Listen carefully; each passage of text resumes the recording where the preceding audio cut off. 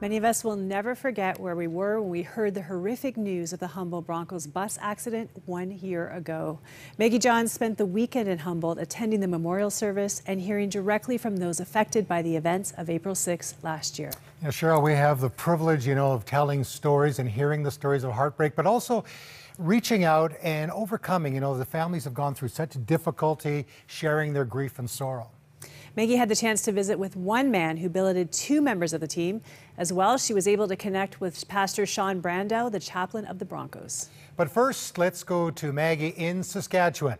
Maggie. Yeah, thanks, guys. We are standing at the intersection of Highway 335 and 35 in Saskatchewan. As you can see, there's a makeshift memorial behind me because this is the spot that the Humboldt Broncos were traveling to neighboring Nipawin for a semi-final game on a Friday afternoon when their bus was hit by a semi-truck, killing 16 people and injuring 13. As we now know, Mr. Sidhu was charged with 16 counts of dangerous operation of a motor vehicle causing death and 13 counts of dangerous operation of a motor vehicle causing bodily injury.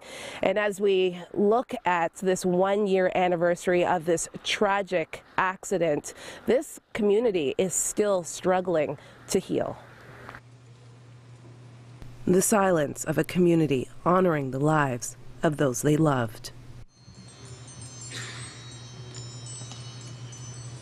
Oh, Canada. April 6th, 2018 is a day that we will never forget. 2 days later, we gathered right here in this very building, in sadness and uncertainty, trying to bring comfort to the families of those involved and to each other. We shed tears together, offered a shoulder to cry on or a comforting hug. We talked about being overcome by a darkness, but we also referred to a light at the end of the tunnel. Some of us are still hurting very deeply. Some of us are partway to recovery. Some of us are not really sure where we are at. Please use this time, this service, to bring comfort to those who have been deeply bereaved and are working to put their lives back together. Please use this time to bring encouragement to those and their families who survived and are adjusting to their new reality. I thank you, Father, that we can remember. We miss Darcy, and we miss Brody, and we miss Dana. We miss every one of these guys. We miss our sons, miss our husbands, boyfriends, daughters. We remember it, even though other people might forget, even though 20 years down the road, that name on the banner won't mean something to the next generation. Father, I know that you will never forget us. You've engraved us on the palm of your hands. We thank you for that. Logan Boulay. Candles were lit for all 29 people that were on that bus. It takes tremendous courage to believe and move forward. In fact, it can be risky and even dangerous. We are not preachers, but we are mums. And like many mums before us, we have lost a child. The 1-year anniversary is meant to give everyone the permission to move forward in life with the blessings of our loved ones. As moms, we are now also protecting our 13 new sons. It takes a great deal of courage to have hope. Be agents of hope. Then, in a very moving tribute, Carol and Celeste acknowledged all those in the community who helped the families. If you were on the scene that night to help, please stand. If you transported our loved ones, our survivors and our angels, please stand. If you tended to our loved ones in the hospitals and supported the families of the angels, please stand. If you fed us, prayed over us, held vigil as a community, here or at home, because you are our co-workers, friends, neighbors, relatives, please stand. If you have hope, please stand. After the service, I spoke to some who reiterated their greatness for all the support that they've received and how we can continue to help this small community. To have that support wasn't only the community, it was the nation, the world. Every day we felt it, and we wouldn't be here without that. That's what people can do. They can just continue to keep us in their prayers and just support us in that way.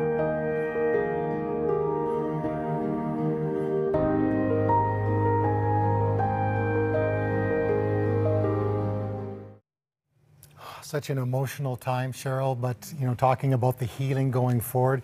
On the weekend, I was listening to a documentary on a local radio station, and I heard all the names of those who had passed away and all those who had been injured, including my own community, and I know communities right across Canada. So the grief process continues, but we continue to pray for the families that lost loved ones, and also the players. Some of them were so severely hurt, brain injuries, paralyzed. So let's not forget about Humboldt, Saskatchewan, and it was an amazing time, when you think of all the things that were going on, all the emotions, and yet there was a spirit of hope there as well. Yeah, I thought it was amazing that they could still speak about hope, and the mom saying that something good has to come out of that. We're going to try to bring some hope through this program today. And Maggie John was at the memorial service this past Saturday. She had a chance to speak with one of the parents who billeted 2 Humboldt Bronco players who were in that tragic bus accident. Thanks for joining us today, Paul. Tell us why you and your wife Nancy decided to become a billet family. Well, Nancy was working in the high school in Swift Current at that time and was working with some of the Swift Current Bronco players and helping them with some of their courses and some of their studies. And as she got to know these young men, she realized that being a billet parent was a big part of their junior hockey life. They're away from their family, they're away from their parents, and so they need a support network, and being a billet parent is part of that, and she wanted to do that. And of course, it took a little bit more for me to be convinced, but after we had our first billet, then I was hooked as well. Tell me about when you met Parker and Tyler. Well, it's a bit of a funny story. Tyler came first. Our first billet last fall, in the fall of 17, was traded, and so he left, and Tyler arrived in November. And we hit it off pretty good with Tyler. And he'd been with us for a few weeks when they were looking for a second spot for this young man, goalie from Alberta that was coming. And could we take him for the weekend? Well, first question was, Tyler, what do you think? And he said, yeah, I know this guy, he's really good. So they were friends already, and that really helped a lot. And Parker came for the weekend and then stayed for about 3 weeks till Christmas. And then after Christmas, there was the possibility of another spot for him, and we asked him if he wanted to move. And before I could finish the question, he said, no, I want to stay. Wow. And so that's when we realized that because they got along and we got along very well with them and began to connect with them, he wanted to stay, even though he had a much smaller room and maybe not as much privacy as Tyler did in his room. No, Parker still wanted to stay. So that was a sign to us that we were connecting together. And you describe a really close connection that you had with Parker. He was so bright. Academically, he had a lot of interests. I thought maybe in the sciences or something, because he was so bright, and actually he was interested in business. Anyway, we had many conversations at the dinner table and just hanging out together. We played some pool together, we did some family things together, and he and I connected over just all kinds of weird topics, history and social sciences and just a whole bunch of things that he was interested in, the academic side of things and figuring things out. And so, yeah, as Nancy, my wife, says, Parker and I connected very well, and it was a special relationship. I don't want you to have to go back to that day, but I want you to reflect on what it's like to be standing here 1 year later, after the bus crash, after losing Parker. What is it like to be standing here knowing that Parker's gone and that connection is gone? It's like you lose your own child, but it's not I mean, he can't be because he wasn't our child, but we had very strong emotions, and I had very strong grief after the accident. We were excited to see Tyler and his recovery and his successes in coming back, but it was also tough to go through the grief. And really, if it hadn't been for my faith, I'm not sure how I would have handled it. I know from talking to people that they've noticed a difference in the way I deal with my grief than the way they do. And so I think my faith has been a big help to me in that. And there are days when I think I'm over it. You know, I've said that when I can smile and laugh when I think about Parker and not tear up, then I know that the healing is almost done. And I'm close, but then days like this, it kind of brings back all those memories, and you still have an emotional reaction. So we've talked about it in our grief ministry at church, that it's a journey, and everybody progresses along that journey at a different rate and in a different way, and there's no right or wrong way to grieve. And that's been really helpful to me, and it's been helpful as we've tried to encourage our friends, other billet families, and the player families, as we've tried to be an encouragement and support for them. It's been a big help to us to realize that we are grieving together. I have to ask about forgiveness, because that's something that you stated in your victim impact statement, that you forgive the truck driver. Why? Well, it's not a feeling. It's a command from Jesus to forgive. And that was hard to explain to people, but you know, when I said forgiveness is hard, it is, because you don't feel like forgiving, but we're commanded to do it. Jesus forgave me. So, and I'm grateful for that. So grateful for that. I want to forgive, and I choose to forgive, but I don't know that everybody can understand that, aside from people of faith who, may understand that that's what God wants us to do. Wow, what a powerful, statement there that, Paul talked about, that forgiveness is not a feeling, but he compelled, because that's what Jesus wants him to do. And it's been interesting to following some of the families, obviously those with strong faith and the whole forgiveness process, but also reaching out to those families that maybe don't have that faith. Yeah, and I think it's a courageous choice to make. And a lot of people, I think, forgot about the billeting families in a sense, right? But they went through their own loss. And it's interesting to me about how faith got them through. And, we say many times, faith doesn't mean that life isn't going to happen or tragedy isn't going to happen, but it is the thing, the bedrock that gets us through. It is, and again, when you hear the stories and what God is doing in the midst of all the pain, it is encouraging in the midst of all the tragedy. Anyway, we'll have more of 100 Huntley Street to come. Pain and suffering is actually a universal thing. It's not just constrained to Humboldt. And so Christians especially, pray for Humboldt, pray for our families, but look after the hurting people next to you. Being a prayer line partner today isn't for the faint of heart. God doesn't call everyone to pray with those in need, but he does urge all Christians to pray for them. This is why, as part of Project Hope Spring, we're looking for 1,000 compassionate believers just like you to promise to pray for our prayer ministry. Become a Crossroads Prayer Promiser today. Visit crossroads.ca/hopespring. Our world is full of uncertainty and chaos, and it's easy to feel overwhelmed. That's why it is so comforting to know that God can be trusted. In Psalm 56:3, it says, "When I'm afraid, I put my trust in you." There's hope in the expectation of what God has promised. Now, do you need that encouragement today? Well, we're here to be that encouragement. And when you support our work here at Crossroads 100 Huntley Street, you're joining us in sharing God's hope. And can I encourage you to pray for us? It's so important. You know, we need your help. And also to continue to be that listening ear when tragedies happen like in Humboldt, Saskatchewan. You can be a Crossroads prayer promiser today. We now take you to the Humboldt Bible Church with Maggie in conversation with Pastor Sean Brandow. Pastor Sean, thank you for having us in your church today. Oh, my pleasure.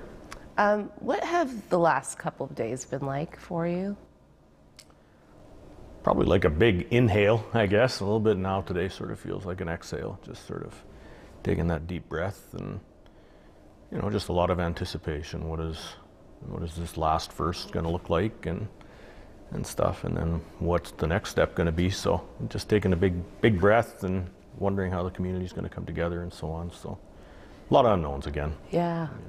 It's interesting because the media kind of just, you know, jumps in and then we leave. But you've been here as a pastor, a shepherd for the past year. What do you say to, you know, your members of your congregation who are still grappling with the loss of a year ago, I mean, only 365 days ago, as they still process their faith and what happened? Yeah, well, we really haven't changed the message much. I think you know, there's really nothing new under the sun. So as we walk through Scripture, the message is the same. You know, it's a message of hope, and the gospel is like Paul said, he was eager to come and preach the gospel even to his church and just to hear the good news of Jesus. And we need to be reminded of that oftentimes, right? That, you know, God does love us. He has paid for us, and he's going to walk with us, and he's changing us, and he's working in us, and he brings hope and peace and all those things. So the message really hasn't changed in the last year. It just has taken on a new meaning for some folks, I think, and the power of the words that they probably knew and had heard before now resonate. Now you're left to wrestle with, am I going to take this, and am I going to believe it and stand on it? And that's where faith becomes reality, you know. When you're talking to members who've lost a loved one in that bus crash, and they would say, you know, but we say that we serve a good God. Why would he take such innocent lives? How do you respond to that? It's a much deeper and much more complex question. It's actually not an answer many people want to hear either. I mean, we're not God, number one, and we have to leave God in the place where he is, and stop trying to be God and say, declare what is right and what is wrong for God to do. Now, it's not fair. God is just. Sometimes what he does in our perspective, is not fair. God's perspective is much bigger than ours. His ways are not our ways, and his thoughts are not our thoughts, and so on. And God can and does do incredible things that we would have never thought to ask or imagine. And so in some ways he's calling us to trust and walk with him in very dark times and unknown times. And so that's not to say that we will always even see in our lifetime why or what happened. In some ways, though, we answer that question. You know, what's gonna come of this, or what good could ever come of this? We answer that question sometimes by the decisions that we make after that. You know, are we going to get bitter or mad or angry or lash out or do something negative, or are we going to act out in our faith and our belief and then bring some good out of this too? I think we have a responsibility to play there too in how we respond to loss. Do you think Humboldt has healed yet? Where is Humboldt in that stage of grieving and healing? I think people who are closely connected with it are probably, of course, at different stages than other people who maybe it was just a hockey team. You know, so the depth of grief, even initially, was very different. There was a shock and there was a horror that goes along with it for everybody. I think some are progressing through it, and that's another part of grieving corporately that's so hard, right? Because some feel guilty for feeling like they've moved too fast. Others feel guilty for feeling like they're moving too slow. And so this whole wrestling match of where should I be in grief is not, there's no place you should be. It's just grief. And so that's that's the challenge of it. And so the community of Humboldt, I think, is healing. You know, we're taking steps forward, and we're doing some of those things that we know need to be done, but are hard to do. You know, get back on the ice, is that insensitive? Is that, you know, but it needs to happen, you know. But for some of the families, that hurts to see that. You know, you want the world to stop, in a sense, when you've lost somebody. You want the world to stop and notice and recognize, and so to move on sometimes feels cold, but that has to happen.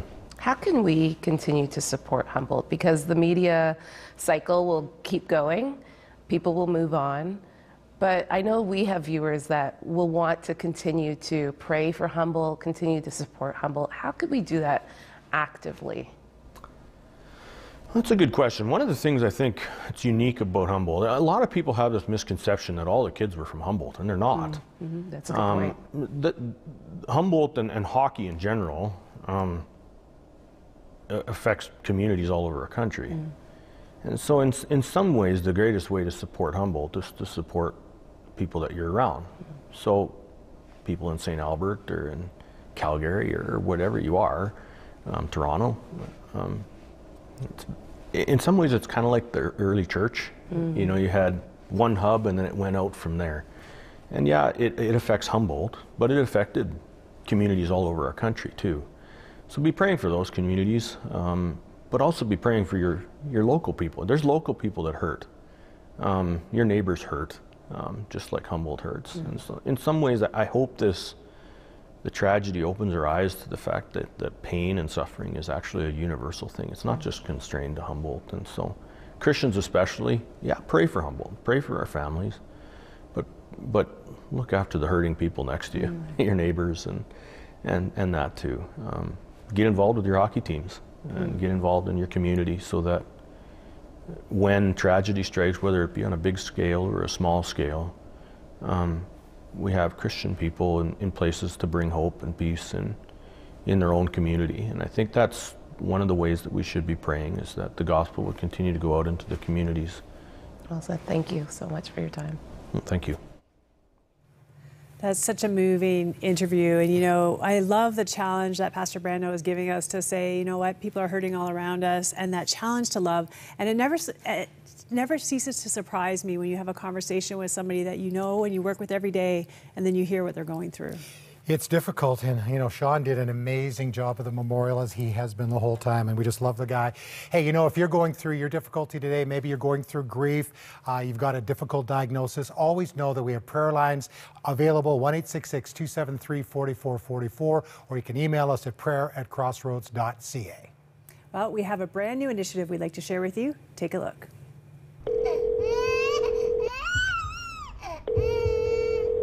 Thank you for calling Crossroads 24-hour prayer line.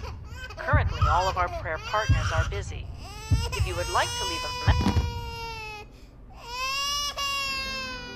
Last year, people suffering from paralyzing life circumstances like loneliness, illness, depression, and death called our prayer lines over 500,000 times, looking for hope. But as hard as our prayer partners try to respond to every call, still 1 in 4 go unanswered. Why? Simply because we don't have the technology we need to keep up with the growing demand for spiritual help. But together, we can improve that. Project Hope Spring is our solution to get the technology we need to answer more calls.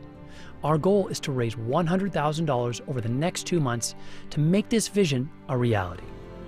Thank you for calling Crossroads 24-hour prayer line. How can I pray for you today? I need help. Just imagine the difference you could make in someone's life by your will to give. Support spiritual care in Canada. Donate to Project Hope Spring today. And as our special thanks for your support, we'd like to send you one of 3 inspirational art pieces for suggested minimum gift. Quantities are limited. Call 1-800-265-3100 or donate online at crossroads.ca/hopespring. When you really need help, you need someone to be there for you. Our prayer center takes calls, and it provides a listening ear to those in need 24/7, no matter the time of the day. When you support our work here at 100 Huntley Street, you are joining us in being a valuable resource, but also in sharing God's love and hope with those who are hurting, like so many devastated by the Humboldt bus crash. For a suggested minimum gift, we would love to send you your choice of inspirational plaque. Call us with your gift at 1-800-265-3100 or online at crossroads.ca/hopespring.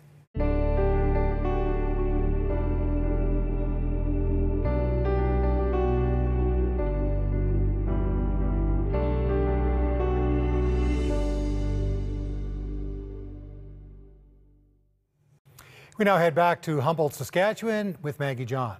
Maggie, you've been there all weekend. You have some final thoughts for us. Yeah, it has been an emotional time being here. Even arriving at this intersection, there is just a somberness, if I could describe it that way, a heaviness here. You know that when you arrive here, that something hard has happened here. And so as we look at this community that's still grappling with this a year later, and will grapple with it for many, many years later, I'm struck by many things that we saw this past weekend at the memorial service.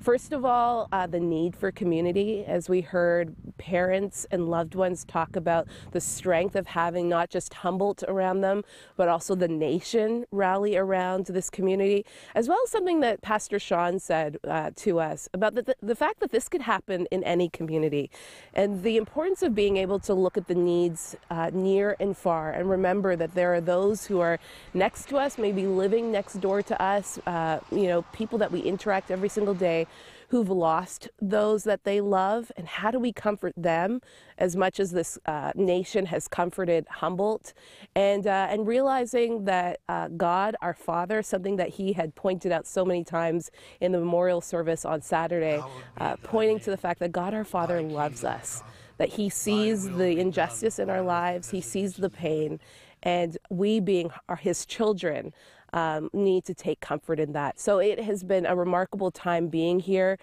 just to pay our respects to this community and to keep them in our prayers. Such a great reflection. Thanks so much, Maggie. You know, here at 100 Huntley Street, we have a very unique role. We try to do two things in the midst of something so horrific. We try to find hope and we try to find faith. And in Humboldt, we found both, absolutely in spades. And it is amazing to me that in the darkest days, the way that people come out for each other, pray for each other, and just even that God is there for each other. And so much faith in that Humboldt community. And it was very inspiring to see the way that, as you mentioned, people came together, and also that hope. And please continue to remember the families, those that are suffering and those that still need to be healed. Thank you so much for joining us on this special program today. Amazing grace, how sweet the sound that saved a wretch like me.